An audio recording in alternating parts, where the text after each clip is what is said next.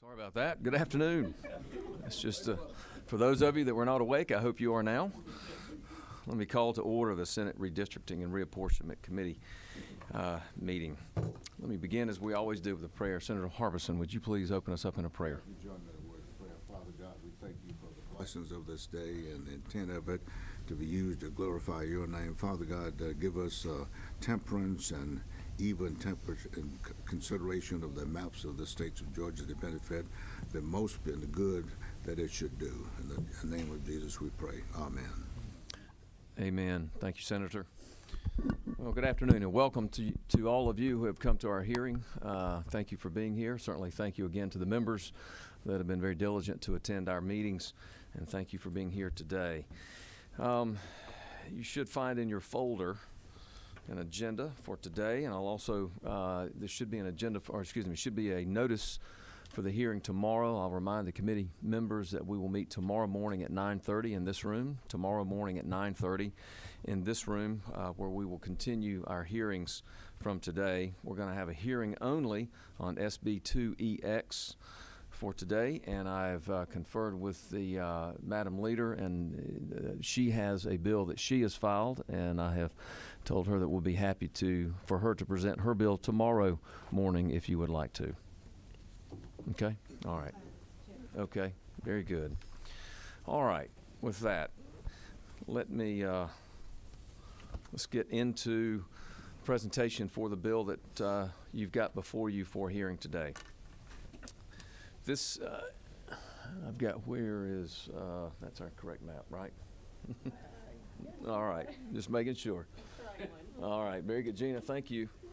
Gina Wright to my right back here, who has worked so hard with our Senate committee. Yes, thank you, Mr. Pro Tem.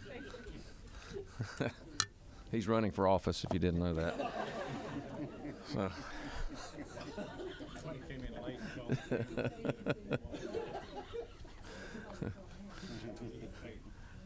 So. So what you've got in your folders for today's consideration is, as I said, SB 2EX.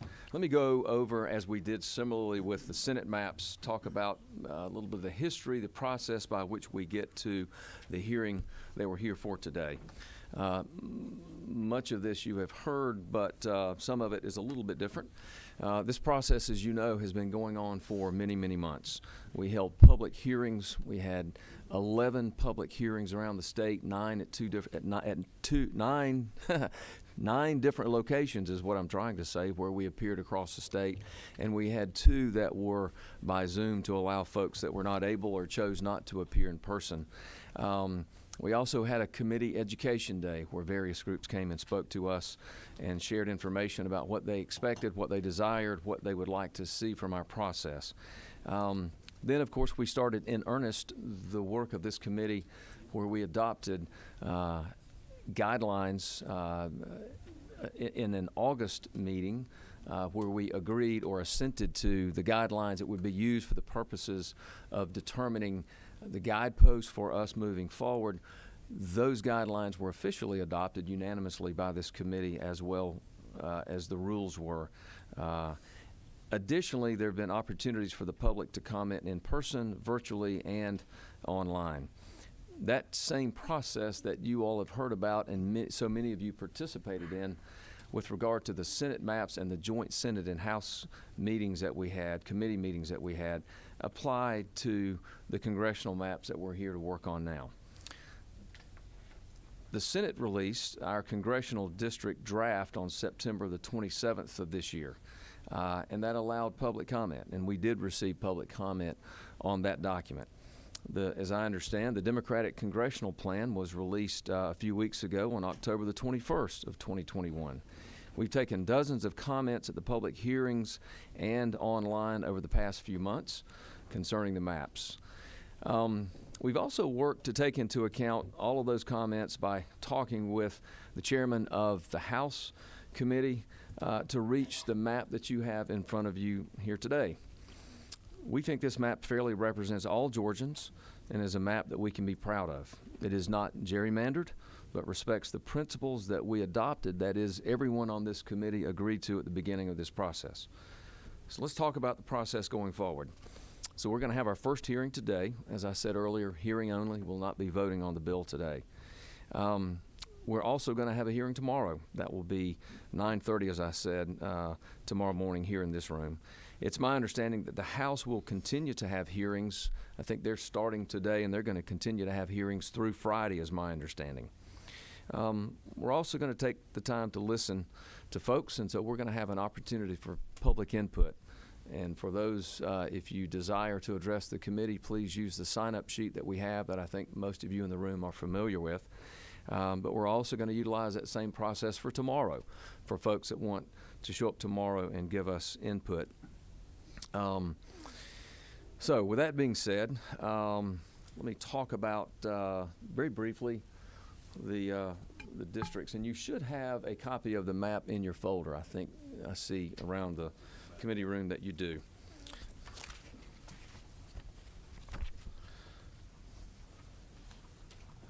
So, starting in the southwest corner of the state, and of course everyone knows my vice chair, Senator Kilstra, who's been very helpful along this entire process. But the southwest, which is Congressional District number 2, is largely, substantially similar to the District 2 as proposed by the Democratic caucus's map.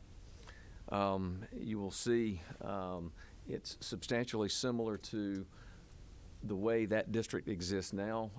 It is a Voting Rights Act protected district, but it had to change some due to the population drivers that required some growth there. You'll also find coming on around, let's see, the 8th district, which is, again, substantially similar to the way the district is configured now. Not a lot of changes there. Coming on around the 1st Congressional District, really, I think one of the main changes there was a little bit of change in Effingham County, a little growth into there to accommodate, again, for the population drivers. You'll see in the 12th, substantially similar to the way that it is, with the exception of some of the changes that were made at the 8th. And you'll also note, for those familiar with the existing maps, you'll note that the same phenomenon, if you will, that we had with regard to the Senate district maps of having to make up population deficits in the southern part of the state that had an accordion effect of pushing the districts northward. You'll see the same effect going in the congressional maps. You'll also see the same across the northern tier coming south for population drivers as well. Let me skip around and talk about the 9th and the 14th. You'll see that those are similar to what was proposed in the Senate draft that was put out in September.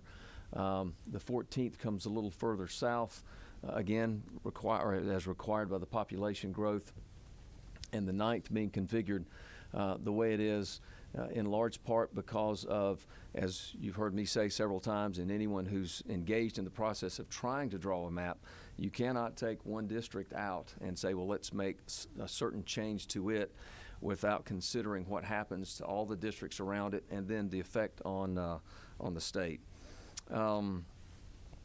We have a total of 4 Voting Rights Act districts, the 2nd, the 13th, the 5th, and the 4th that are all maintained.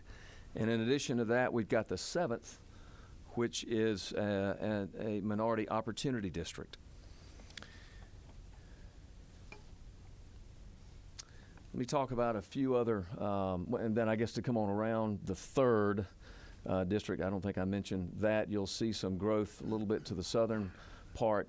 On the northern part had to come down some because of the growth required for the 14th for population drivers there. So that's just a very quick overview. Let's talk about some of how we have met the principles that were agreed upon and that we knew would drive the decision making on this. First of all, it is an absolute zero deviation map. As I think everybody on this committee knows, we don't have the luxury of being within a certain percentage up or down of the target number for a district. Congressional districts have to be to the person, to the exact person, and that's the map that you have before you. So this is a plus or minus one person. That's a requirement of the U.S. Constitution. Secondly, this map complies with the Voting Rights Act. And there are, as I said, four, in fact, majority-minority districts with a total of 5 minority opportunity districts. This also, consistent with the theme and what we have been advised, and is good policy and good for the folks of Georgia. When you talk about communities of interest, we have done our best to respect county boundaries. Our current bill splits 15 counties on this congressional map, and that is the same number as the map that we published as the chairman's map back in September, the same number, 15. By contrast, the map that we're living under now, the 2011 maps, splits 16 counties, and I would point out that the map proposed by the Democrats splits 18 counties. So again, this map that you have here is preferable in that it honors those county lines as are understood to be very important. So while some precinct splitting is inevitable because to reach a zero deviation, population deviation number, it's virtually impossible to do that without having some precinct splits. We have split as few precincts as we could while reaching the goal, and we've also tried to find logical, sensible places to divide when we had to divide within a particular county. This also very importantly respects communities of interest, something thematically that you've heard from me as chair and others on this committee of the importance of communities of interest. I think you've heard that from both Republicans and Democrats, and I think you'll find that this map is very respectful in that, and it recognizes that these large districts that often have to take in a lot of territory, but nonetheless we've done our best to honor communities of interest. We've got our traditional districts in the corners of the state and the cores of existing districts that are largely maintained in the map that you have. While incumbents don't have to live in their districts for Congress, every incumbent member of the Congress has a district to run in.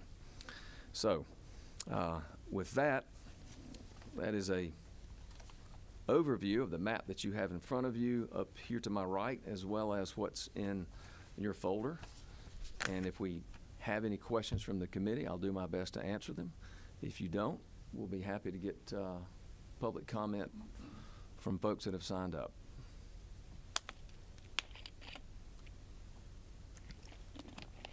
Okay. Ms. Farmer, do we have the sign-up sheet? Okay.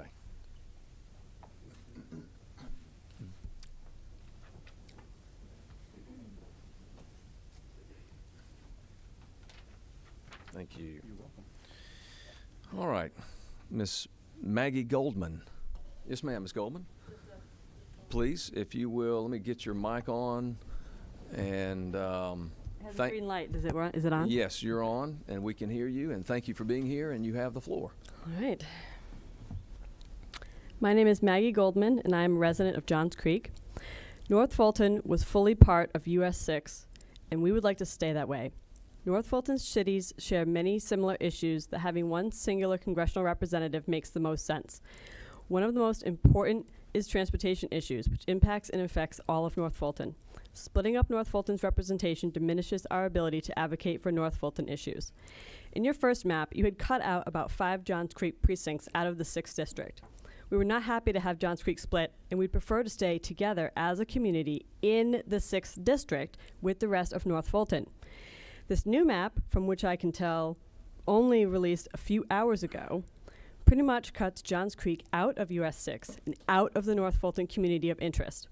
The residents of North Fulton, and specifically Johns Creek, have not had an opportunity to weigh in on these maps. We need more time. Keeping North Fulton whole is greatly more important for local issues than adding Dawson and Forsyth to US 6. How does Dawson or even Forsyth have anything in common with Sandy Springs? Absolutely nothing, except for creating a mostly white majority district.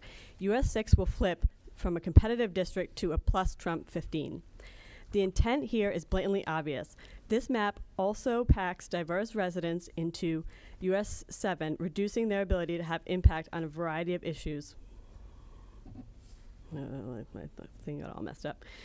A large Asian community in Johns Creek is being added to US 7, which will dilute their representation as they join a large diverse coalition in US 7. I was at the Cummings Redistricting meeting, and I heard the pleas for keeping counties and communities of interest together.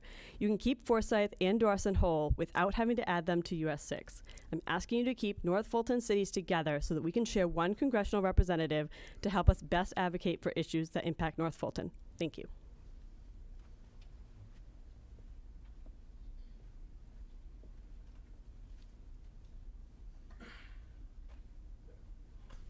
Excuse me. All right. Ms. Goldman, thank you for that. We appreciate your comments. Cindy Battles.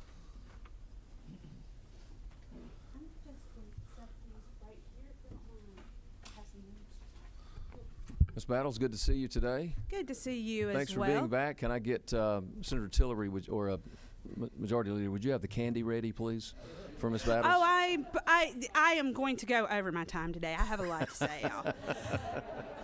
So, Well, if first we're of not all- here when you finish, just send me the notes.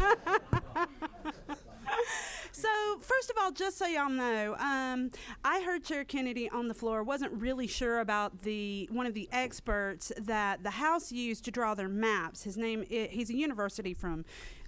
a professor from the University of Houston by the name of Thomas Brunel.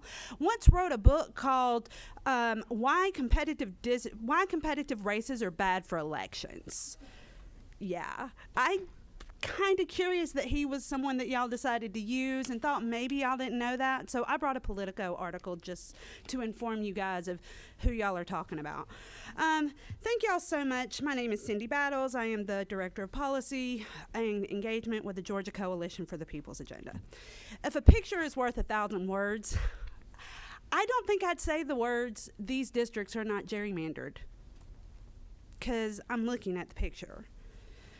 Also, I want to talk a little bit about this process, because if we're talking about our experts and that kind of thing, and I know that these questions are not going to get answered because y'all have not answered the questions despite the number of public comments that were asking for transparency in the process, explanations about why maps were drawn that way, that kind of thing. I would like to know what you were told by your consultant, who was also consulted on the North Carolina maps that were found to be discriminatory in 2018, and if taxpayer money was used to pay that consultant. Because if taxpayer money was used to pay that consultant, then we need to know what the consultant's advice was with the public, because we're paying for that.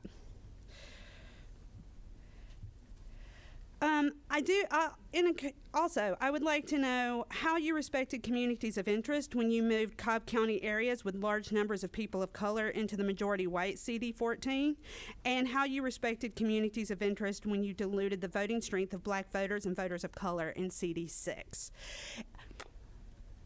Given what we've talked about all week with the Gwinnett proposals and the way that certain members of this body tried to dilute local leadership and leaders of color in Gwinnett County, I'm going to point out that it's interesting that if you had the choice to protect a representative of color or a white representative, CD7 was saved while CD6 is obviously meant to make sure Lucy Bath is not reelected. Again, I am not here to talk about Democrat versus Republican, but I am always going to be here to talk about how the 2020 census shows us that we are about 50% white and about 50% people of color, and these maps still do not reflect that. I know y'all are as tired about hearing unity maps as you probably are about the Princeton gerrymandering project. But no offense to my friends. Y'all know I love you. We gave you maps. We have, and I understand no legislator picked it up, et cetera, et cetera. We gave you 2 examples where there were either 8 majority-minority districts or 7 majority-minority districts. So if you were particularly concerned about partisan fairness, we gave you something that would do that while also making sure that leadership reflected the diversity of Georgia. You guys didn't do that. Here's what y'all done. Whew, okay, so the congressional districts, you decided not to draw congressional districts that give Georgians an equal opportunity to elect candidates of choice, and you waited until the last minute to introduce a map which cracks and packs people of color to dilute their voting rights and voting strength. The racial concerns predominated the decision-making over traditional districting principles and demonstrates that Georgia's long and documented history of racial discrimination continues to be present in these maps for the next decade. And here's one of the things that I'm going to ask. In 10 years, let's say you guys are still in charge of this project or in charge of this process. Let's say Republicans manage with these maps to hold on to the majority for 10 more years. In 10 years, when we're sitting here in this room, are y'all going to remind me that Democrats gerrymandered maps in 2001? Is that going to continue being the process to take voting power away from Georgia, from the people of Georgia that you're supposed to serve? Because if so, please let me know now. I need to gather my strength for it. Some of the most egregious mapping decisions which dilute the voting strength of voters of color and racially gerrymander the districts to prevent voters of color from having an equal opportunity to elect candidates of choice include: in drawing the 6th congressional district, the white percentage of population in the district was increased. The district in the joint congressional map goes from about 55% white by 2020 population to over 63% white, with the additions of Cherokee, Forsyth, and Dawson counties. This makes it unlikely that voters of color will be able to continue to elect a candidate of choice in this district, such as the incumbent black Congresswoman Lucy McBath, who was previously the minority preferred candidate in that district. The 2nd congressional district in the southwest of the state, currently a majority-minority district, needed to add over 90,000 people to be equal in population to the other seats. The necessary population was found in diverse Warner Robins. However, majority white Lee, Grady, Seminole, and Miller counties remain in the district, and majority white Thomas County was added. Crisp County, which is a majority-minority county, was removed from the 2nd congressional district, and the majority black counties east of Macon are also cracked between the 8th, 9th, and 10th congressional districts. Voters of color also remain abnormally packed in the 4th and especially the 13th congressional districts. The 13th district is over 65% black, and the total population of people of color is over 80%. Some voters of color could have been removed from both of these seats in exchange for white population from adjacent areas to remedy the packing and to facilitate an additional access seat for voters of color in the west of the Atlanta metro area. Black voters and other voters of color in Henry, Fayette, and Newton counties remain cracked between the overpacked 13th district and the majority white 3rd and 10th district. The map additionally cracks Douglas County, which was not cut in the 2011-2021 map, moving voters out of color into majority white 3rd district. I promise I'm wrapping up. I have about 3 more points. Approximately 250,000 people in Gwinnett County, a group that is comprised of approximately 55% people of color, and which was previously almost entirely within the majority-minority coalition 7th district, is moved to the overwhelmingly white 9th district. These voters could have been retained by the 7th district to help facilitate a 5th majority-minority district in the Atlanta area.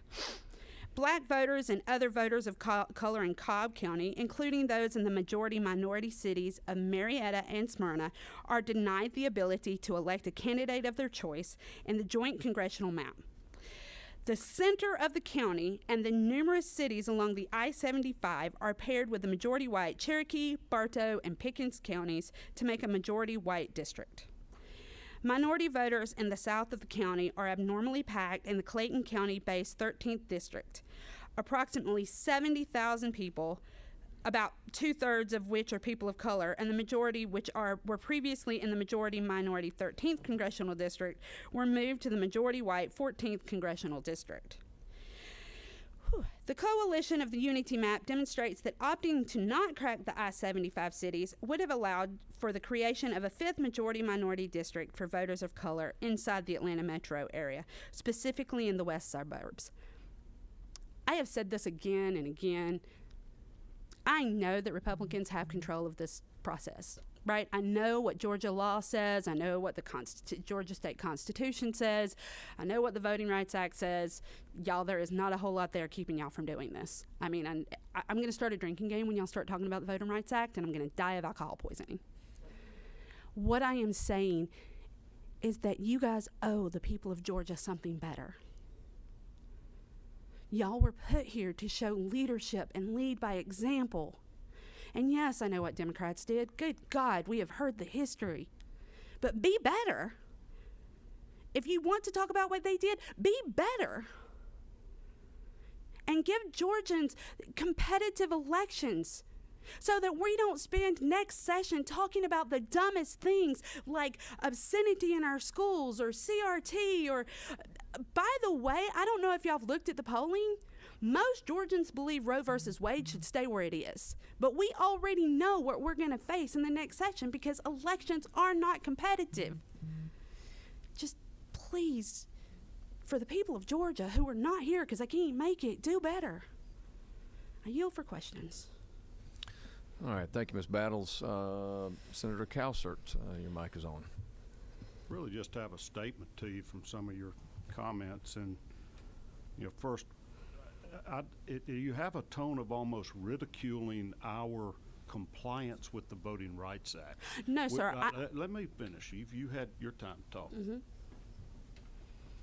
Now, you can call that a drinking game if you want to, but we are taking very seriously our responsibilities to comply with the United States Constitution and all laws that impact redistricting. And the Voting Rights Act is one, and it protects minorities, and this map does that. And so we don't apologize for complying with that. I also could care less about 2001. I thought Chairman Harbison made maybe the most eloquent comments we've had in these hearings a couple of meetings ago when he acknowledged that those maps were wrong. He was wrong to have voted for them, and he wasn't going to repeat that by supporting gerrymandered maps. Where I'd like to start this argument that you're wanting to pick with us here is with the 2011 maps, because the Republican Party learned from the mistakes of the Democratic Party and the unfairness of those gerrymandered maps, which were held unconstitutional in court. And we rose above that, adopted these principles that respect county boundaries, that respect communities of interest, that have equal-sized districts and that comply with the Voting Rights Act. They're compact. You can look and see that they comply. We did that in 2011, and the maps were pre-cleared, and they were approved and never even challenged in court, and we're committed to doing that again this time. Now, I understand you have complaints and ways you might want to perfect it, but I'm not going to let you sit here and continue to bring up 2001 yourself. Let's talk about, since the Republican Party has been in charge, we have honored these principles that were unanimously agreed upon, and we have passed constitutional maps that comply with the law, and we make no apologies for that. Okay. My response, I am not making fun of y'all for complying with the Voting Rights Act. I am talking about the Voting Rights Act and the way that the Supreme Court has basically made it practically useless. And that's in Shelby v. Holder, and that's in the recent Bronovich case as well. So those two things have made the Voting Rights Act and this process, they practically don't have anything to do with each other. right? Because the qualifications that you have to meet are minimal. Going back to what you were saying, that is why, sir, that in 2011 there was no reason to challenge your maps, even if they were slightly gerrymandered, because Shelby v. Holder meant that you weren't held to the same standards as Democrats were in 2001. I'm also going to say that after you regained the majority, which was fair, you had 51% of the vote, you took that majority and you redrew state districts to create a supermajority in the Georgia Assembly. Those things happened. I am not in any way trying to disrespect you. But the Voting Rights Act, the Supreme Court has not done well by the American people when it comes to voting rights, period. Any other questions for Ms. Battles? Okay, thank you, Ms. Battles. Ken Lawler.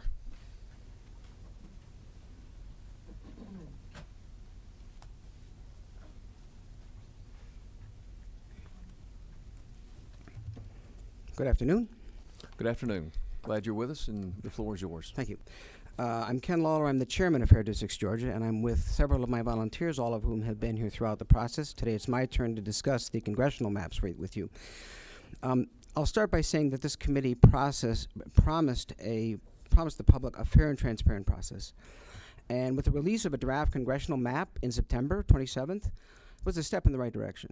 But today's release of the real map, just hours before the hearing, really is a giant step backwards. This does not give the public almost no time for meaningful public analysis and input. We're here to talk. We'll talk about what we can say, but we have not had time to absorb this map fully, but we'll give you our first impressions anyway.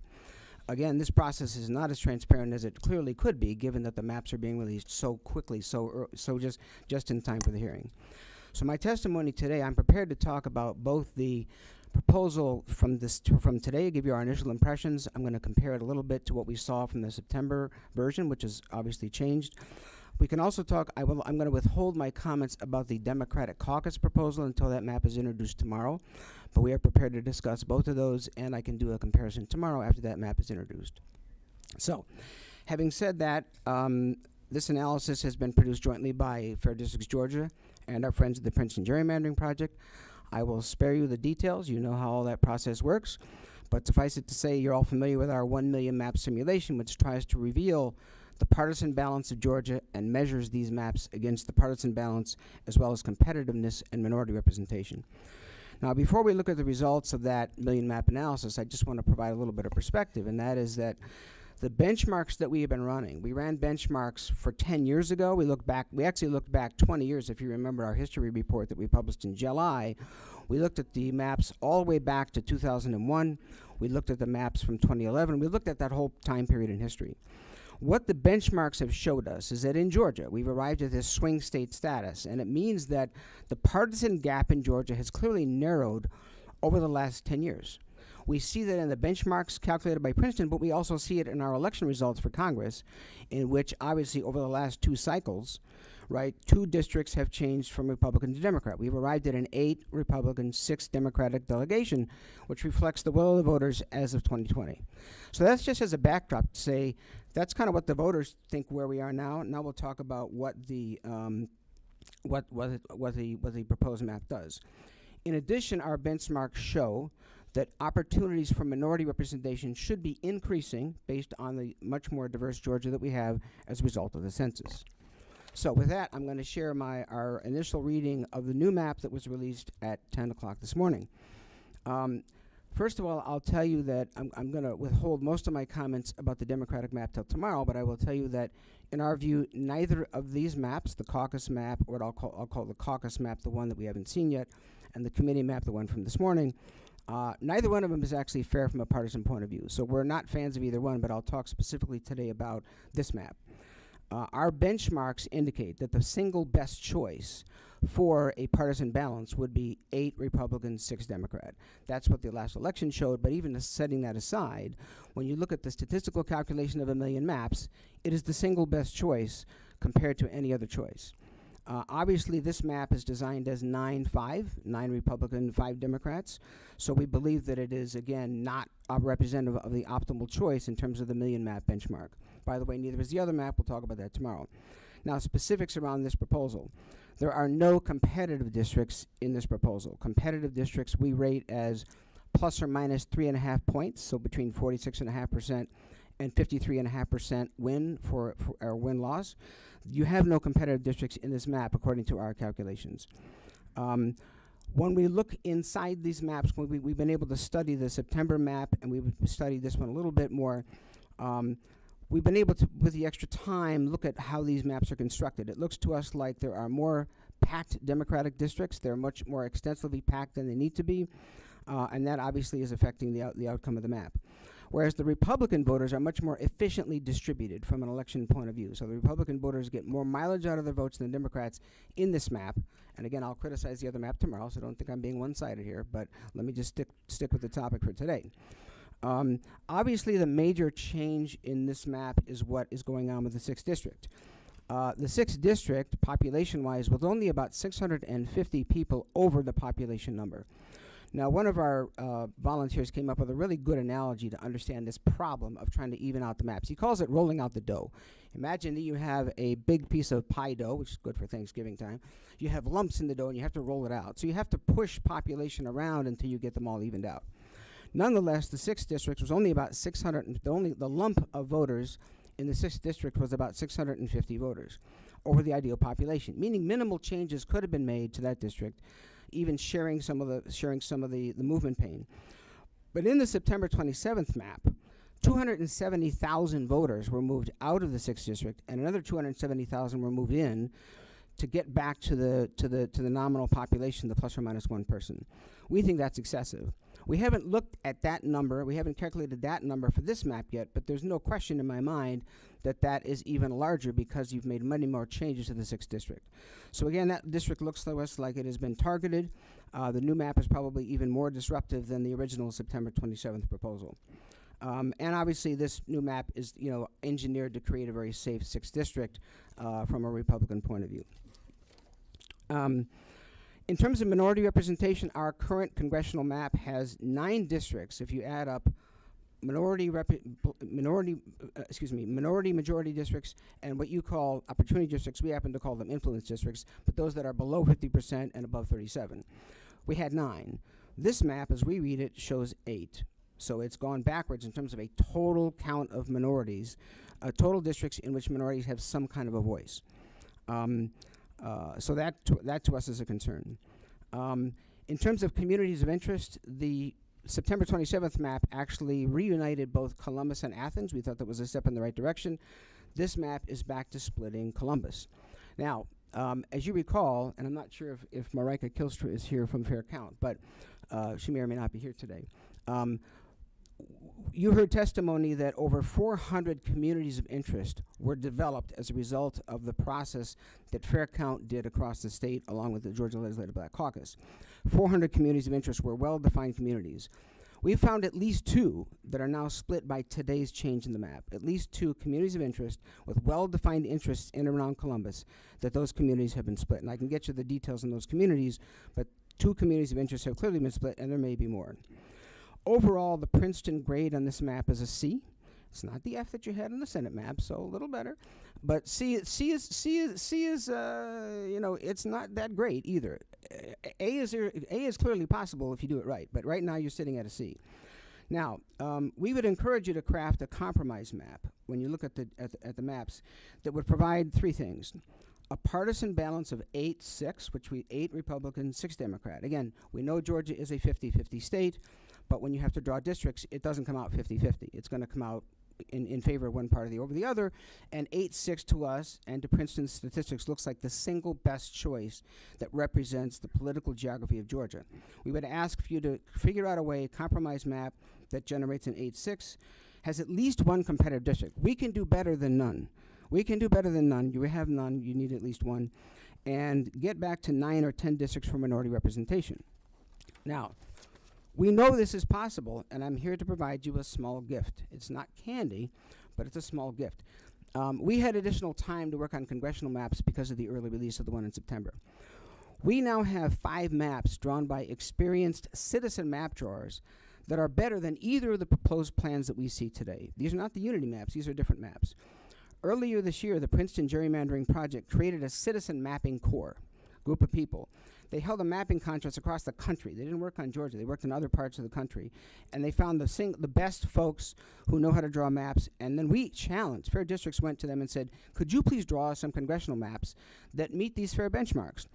Well, they produced 5 maps that meet or beat all the benchmarks, and all these 5 maps are better than either of the maps that this committee is looking at. They all have an 8-6 partisan balance. They have anywhere from 2 to 5 competitive districts, not 0 or 1. They have 5 to 6 minority-majority districts, which is desirable. And here's the kicker. They did this by splitting fewer counties. I know how much county splits matter to this committee. Those maps have somewhere between 9 and 15 counties split.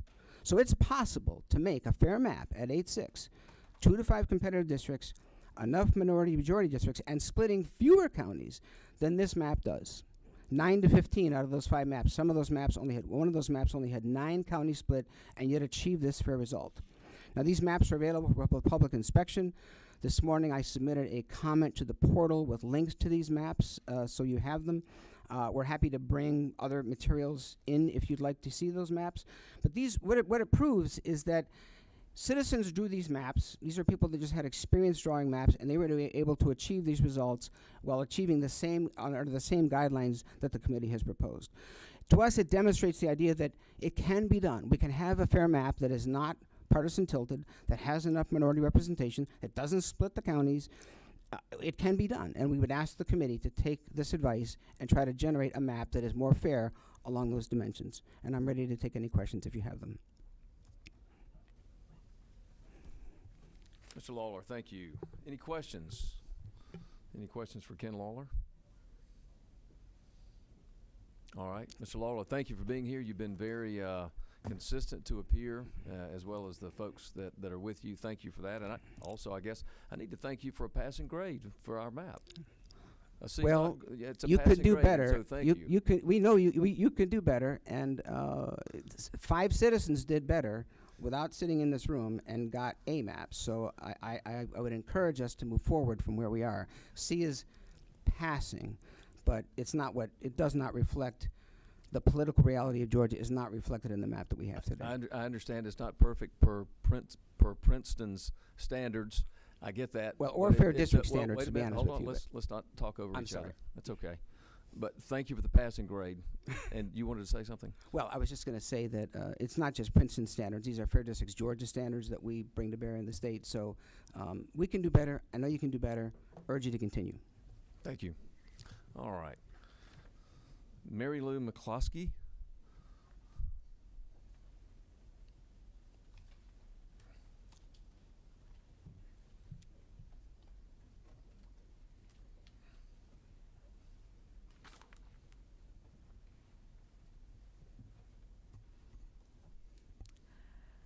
Respected committee members, my name is Mary Lou Mccleskey, and I have been a resident of Briarcliff Woods East, a community in unincorporated DeKalb County, since 1984.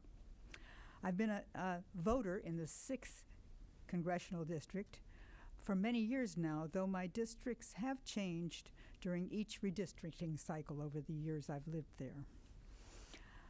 I'm speaking today to express my concerns and those of the people in my community with the Georgia legislature draft congressional map and expanded by the revisions to the map that appeared this morning.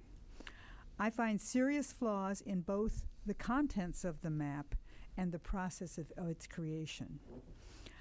The proposed map removes my community from the 6th Congressional District into the 4th. I'm concerned by this map, which appears to give less representation to minority voters by packing them into the 4th, while cracking them into the 6th, adding a large number of mostly white voters from Forsyth and now beyond Forsyth. My community doesn't like this redrawn map.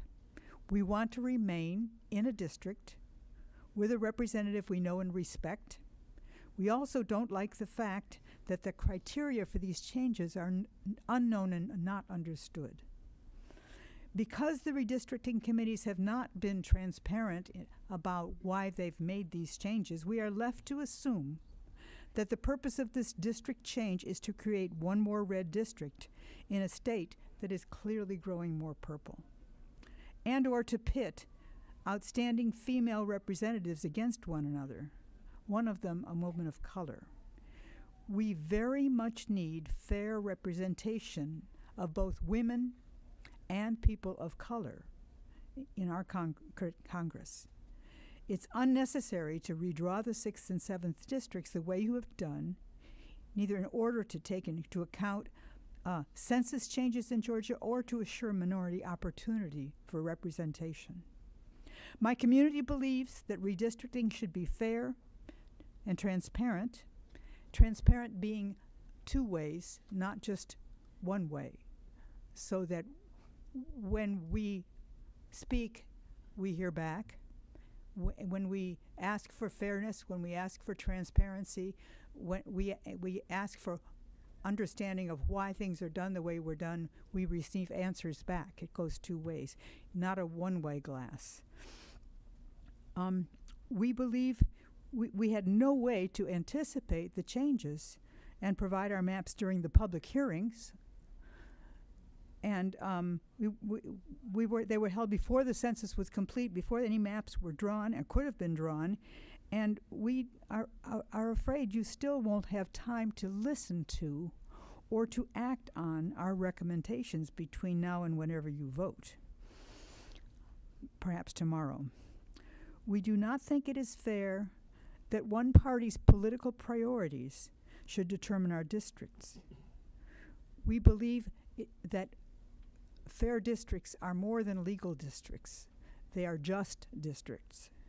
We ask that you please listen to us, please slow down, and please revise this map to make it fair. Thank you very much. Questions? Thank you, ma'am. Any questions?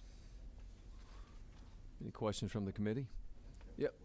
Senator Jones, what's 11? Okay, And- Senator.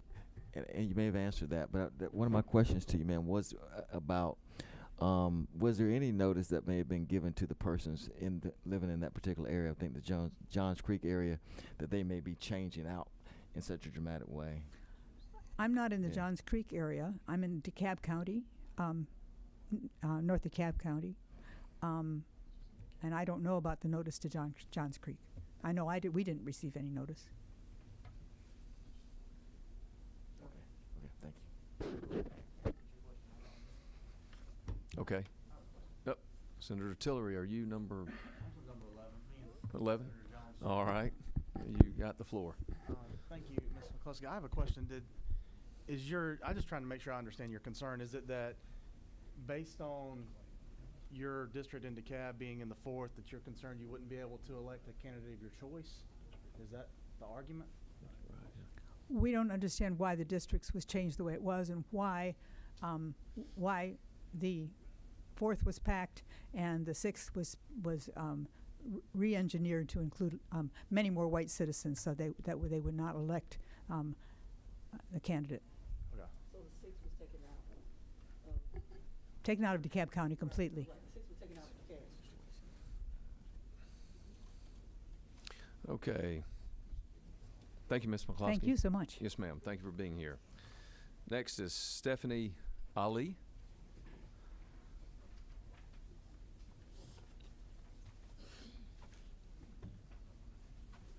Afternoon, friends. Good afternoon. So thank you so much for the opportunity. I wasn't sure if we were doing testimony today or not, so glad we could make it happen. I do want to start off by, I'll say I'm also in the part of the 6th that's moving to now the 4th, but no, I'm down with the 4th too. But I do think that it's going to be interesting to see the 6th move and reiterate what my friend Cindy said, that of the 2 districts between the 6th and the 7th, I think a lot of us in Georgia were pretty sure one was going to be changing dramatically while the other was pretty secure. And it is not lost that the black woman is the one who's facing the most change versus the white woman, but also the woman who most consistently votes with her party versus the one who is, well known to hold up things like infrastructure votes, is getting a more secure district.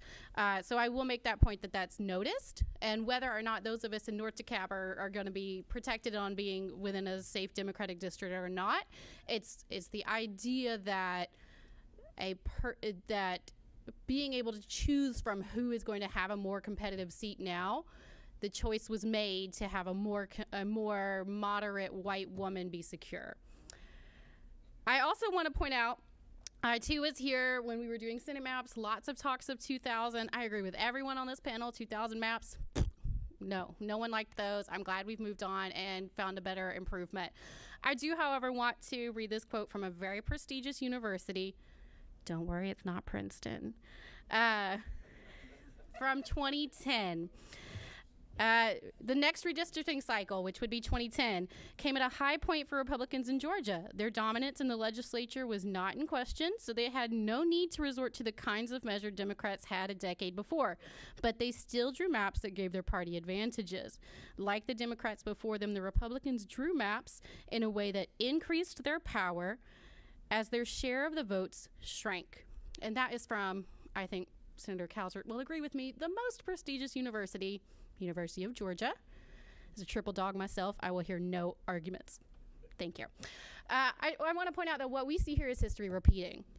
I don't think that the maps are going to look as gerrymandered as North Carolina. We're not seeing, horses and salamanders and all this stuff, but we are seeing subtle ways to strengthen moderate holds or Republican holds and to pack districts like the 2nd district more strongly with Democratic voters, with voters of color even, as a way to continue to build slowly towards a supermajority or a stronger majority, which is what happened here on the state side, on the state House and Senate side, because the 2010 redistricting was followed by redistricting in 2012 and 2015 that only shored up that supermajority, again, as vote shares statewide were falling.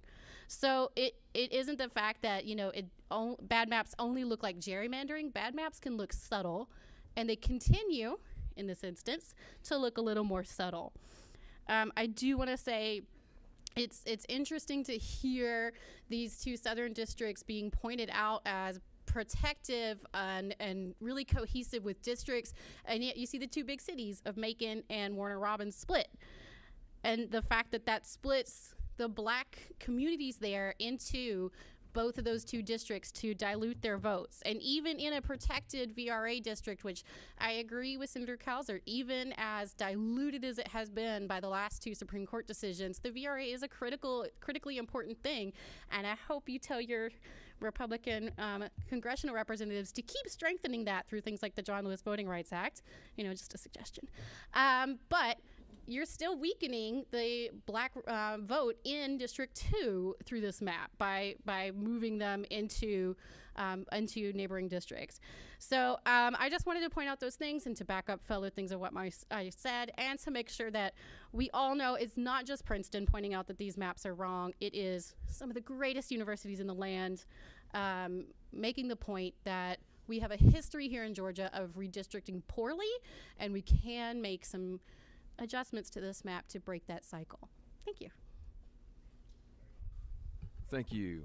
Any questions? Yes, Senator Harbison, are you number 5? Yes, sir. Okay, your mic is on. Thank you, Mr. Chairman. Man, while I can't duplicate exactly your editorial sound about the maps of 2000, I do want to reiterate the purpose and the context of when I made the comments about how they were lacking, some truth in them, so to speak. I think the irony of that action is that how it came back and resulted in the majority party losing that majority, and partly because of that action, that it was not done with with a straight face, so to speak, and an even hand. And I would want us to maintain that. The irony of not using power justly is what I was trying to make in that comment. And I just want to say I appreciate the chairman, my sweet mate, for making that comment, and I certainly appreciate it. Thank you for your comments. Thank you. You said that in a much more classy way than I did, but I agree. Yeah. Thank you. Okay, thank you, Senator. Any other questions? All right, thank you, ma'am. Thank you. Thanks for being with us. All right, next, Mariah Kilstra.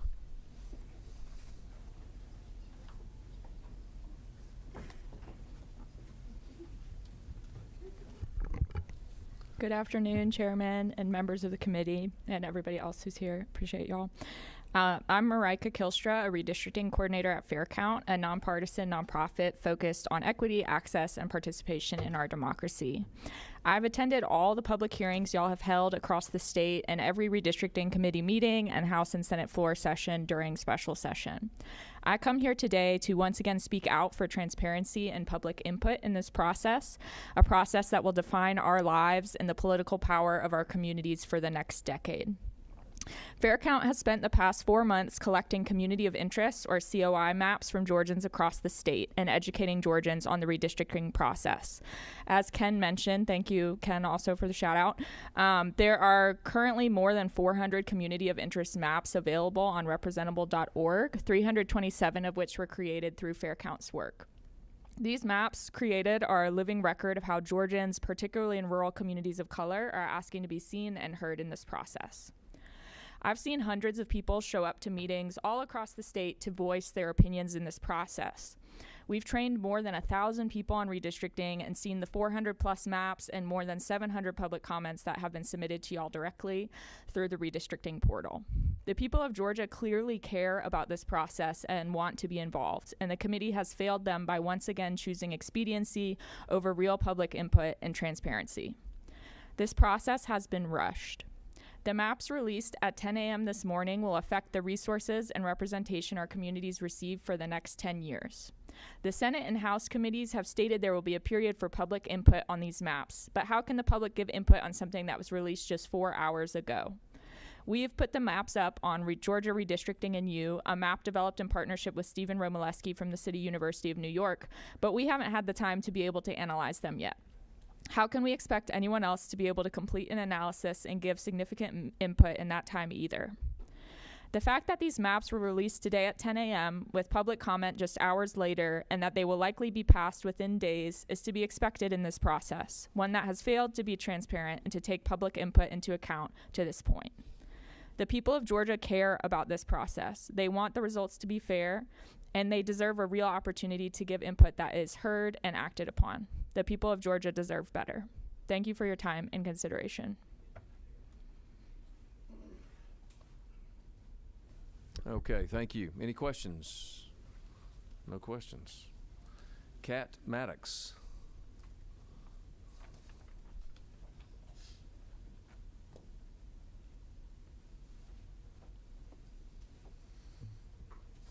Good afternoon, everyone. Good afternoon. So, I believe there has been ample expert testimony on the maps themselves, and thanks everyone for that work. I today would like to address the process, as well as the conversation around it. I was so inspired last night by students in Gwinnett County who in a town hall meeting spoke truth to power about their concerns over a recently tabled bill to redraw their election maps, among other things. Gwinnett's population has grown, like the states of Georgia's is growing, to reflect the global majority. Like the population of Gwinnett, Georgia's entire population will also soon reflect the global majority. There is no law or map that can prevent this inevitability. And as a democratic republic, that means change is coming. And if you look around this room, that change is at your doorstep. As for those unable to be in this room, when the practical matters of inclusion are brought up, they should be taken seriously and become part of the process. Going forward, I request that legislators take measures to ensure the opportunity for Zoom testimony at all meetings for people who do not have the ability or transportation to be present, and that you also take measures to ensure that a sign language interpreter is present and that interpreters for other languages be available, or that at the very least the recorded meetings have translations available. Civic engagement is crucial for our democracy, but legislators need to create spaces wherein constituents feel engaged. Town halls where we can speak but not ask questions are impractical. Maps without a breakdown of their implications are impractical. Meetings which are changed just hours before are impractical, especially if they are intended to be an opportunity for the public to have their say. Which brings me to the issue of time. Senator Kennedy said in the last meeting I was able to attend that these maps are being rushed because the governor expects them to be finished at a certain time. For what purpose? When there is no practical reason whatsoever to push through maps that have only begun to be reviewed by nonpartisan experts, maps which even the first analysis of have been deemed uncompetitive. In situations such as this, deadlines are constructed. If the experts are saying this isn't quite right, and the people are saying they need more time to understand, call the governor and let him know the work isn't finished. He is accountable to the people at the end of the day. If you truly want to save time, amend the state constitution to allow for a nonpartisan committee, as many other states have done, so Georgians don't run the risk of having their maps drawn by a so-called expert who wrote a book on why competition is bad. That was the first I heard of it. Thanks, Cindy. If you truly want to save time, spare us the redundant rhetoric such as legal voter or innocent protester, which are only meant to divide and, most importantly, redundant. Please don't waste time making mistakes which will prevent people from being heard, because then comes the back and forth. None of us want to be embattled. We just want our voices to be heard. So far, we feel as if we have not. At the beginning of this testimony, I spoke of drawing inspiration from students in Gwinnett County yesterday, including a Muslim high school student who last night testified in a town hall via her friend because she herself was in the emergency room. She bemoaned the now tabled bills in her county, and she also spoke lovingly of her home. We all need only to look to Gwinnett to glimpse our state's demographic future. We owe it to students like that strong young woman to build it equitably and inclusively. Thank you so much. All right, Ms. Maddox. Thank you, Ms. Maddox. Appreciate you being here. I do want to make, you're welcome to come back or stay if you will. Just to set the record straight, I think you misquoted me or misrepresented what I said. Oh. You said that I had said the maps were being rushed because the governor had set deadlines. I think you're conflating some things there. Oh, okay. What I'd referred to was the compressed time frame that this committee has had to do its work that is normally 6 to 8 months. And other redistricting cycles is really 6 to 8 weeks. And there was a reference also to the time frame in which someone had suggested somehow me or somebody on this committee knew weeks or months ago when the Braves would be having their parade, which seems a bit ridiculous. And so the point. Oh, I didn't mention the Braves. No, you didn't. Oh, okay. I think you're conflating a couple of ideas and thoughts there. And so I had not said that we were rushing this process. I'd said we have a compressed time frame in which to get our work done. Oh, no, I'm sorry. I was saying that you guys were rushing. My bad. But, okay, right. Yeah, I was saying that you guys were rushing. And then when we had asked at the last meeting why it needed to be so, you had said that the governor had set the deadline for you guys during this redistricting process. Well, and that you were also expected to go home. No. And I didn't understand that part. Yeah. But the governor part, I felt I understood. And I think that you're also confusing what I said there. I said the governor set the beginning date for special session. The governor doesn't determine when we finish. He only determines when we go into special session. Okay? Oh, great. So I didn't say the governor tells us when to go home, because that's not the case. Okay? All right. Well, that's thank you. even better. Okay. All right. Just Yes, ma'am. tell Thank you. directly. All right. Those are all the folks that we have signed up. Was there anyone who thinks they signed up on the sign-up sheet? Seeing none. Ms. Farmer? What's that? Pardon? Who? All right, did we have someone who asked to sign up late? Is that right? Yes, come forward. We're going to bend the rules for you and give you 10 seconds to tell us whatever you want to tell us. No, I'm not going to do that to you. No.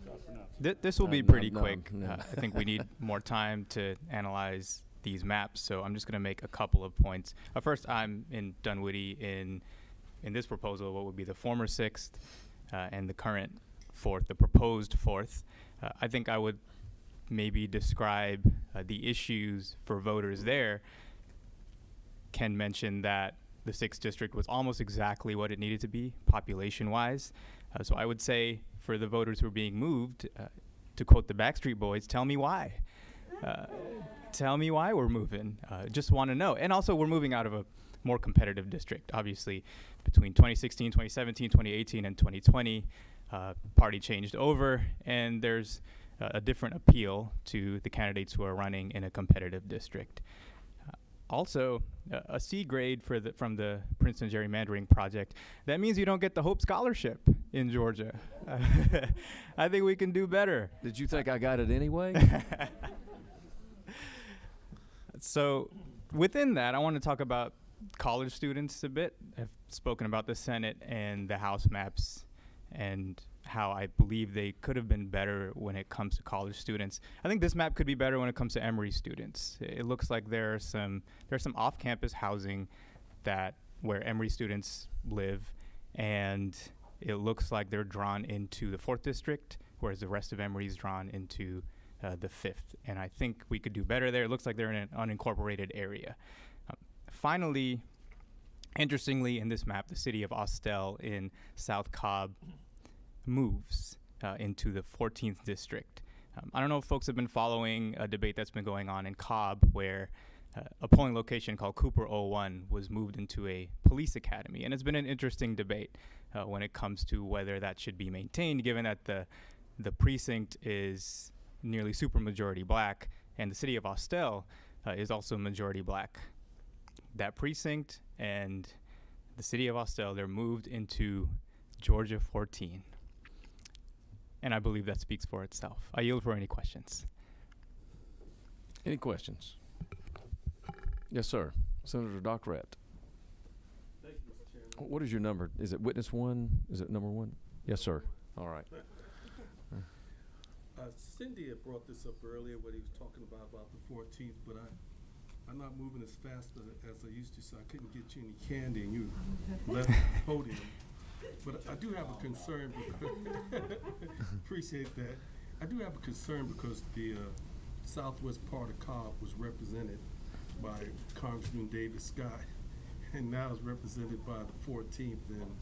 And that's a concern I have, just like they do. And if possible, I'd like to see that kind of reverse back. But I just have to kind of voice that observation. But you're still there, so but we're not going to give you any candy. But I just wanted to, state my thoughts on that. And if possible, to try and have it moved back, because those two areas are heavily minority, Austell and Powder Springs. But thank you for your time. Yes, sir. Thank you, Senator Rhett. Thank you, sir. Thank you. All right. Are there any final comments from the committee today before we adjourn? Yes, ma'am.